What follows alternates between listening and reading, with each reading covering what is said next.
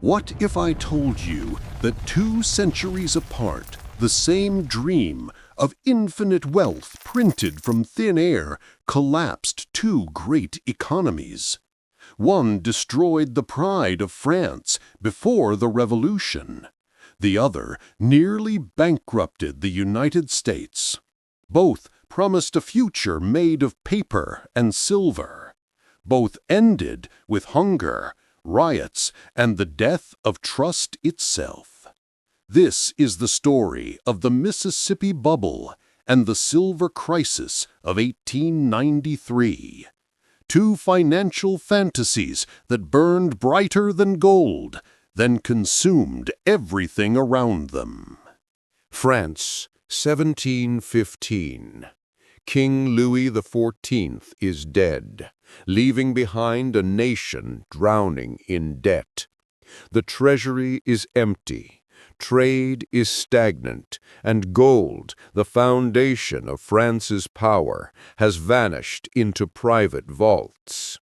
Into this chaos walks a Scotsman named John Law, a gambler, an economist, and a visionary, or a con artist, depending on who you ask. He brings with him a radical idea. Money doesn't need gold, it only needs belief.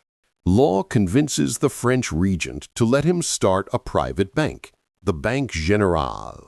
It begins issuing paper notes backed not by gold, but by confidence. Then, to fuel this new miracle money, Law founds the Mississippi Company, a corporation claiming to control the trade and treasures of French Louisiana. Paris goes mad. From dukes to shoemakers, everyone buys shares in this new empire of the New World. Prices soar tenfold. For a brief, glittering moment, France believes it has found an endless fountain of wealth. John Law becomes the most powerful man in France. He controls the nation's currency, trade, and even taxation. His bank prints notes faster than gold can be mined. The more notes he prints, the higher Mississippi shares climb. For a time, Law is celebrated as a genius, a savior who rebuilt France's fortune with ink and confidence. But belief, like credit, can vanish overnight. It begins quietly. Investors start demanding gold instead of paper. Law's bank, awash in worthless promises, runs dry. Panic spreads. Crowds surge outside the bank. Soldiers are called. Within days, the miracle money is revealed for what it is, a mirage. John Law flees France in disguise, leaving behind a bankrupt nation and a broken faith in paper currency. The Mississippi Dream had become the French nightmare. Law escapes under the cover of night, his fortune gone, his reputation in ruins. France bans paper money for nearly a century, and the empire that once dreamed of owning America now sinks under the weight of its own illusion. But history doesn't die. It travels across oceans, across generations, waiting for someone else to make the same mistake. By the late 1800s, America had its own dream, silver. Farmers, miners, and populists demanded the government mint silver freely, flooding the market with easy money. They said it would save the poor and rescue the economy. But the rich and powerful feared inflation would destroy stability. Sound familiar? The stage was set for another financial civil war. Railroads collapsed. Silver prices plummeted. Banks failed one after another. Factories shut down. Bread lines formed across the nation. The U.S. economy lost over $1 billion in wealth, the worst depression until the 1930s. Just like France a century before, America learned what happens when belief in money dies.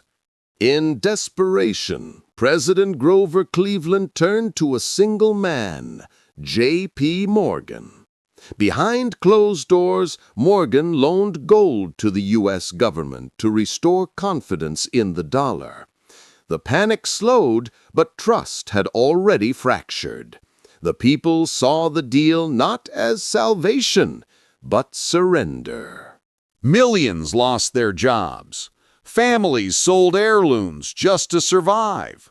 Once again, ordinary people paid the price for the illusions of the elite. Paper money, silver promises, digital coins. It's the same heartbeat pulsing through every era. When faith outruns reality, collapse always follows. The technology changes, the human mind doesn't. Look closely. The bubbles of today, cryptomanias, housing frenzies, speculative markets are not new. They're echoes. Each generation must decide what it truly believes money is, a tool or a trick. 3 lessons remain. First, wealth built on illusion always collapses. Second, when money loses its anchor, power shifts to those who print it. Third, no empire survives when trust runs out. The Mississippi bubble proved it. The silver panic confirmed it. And perhaps our time will test it again. From gold to paper, from silver to code, we've always chased new wealth without limits.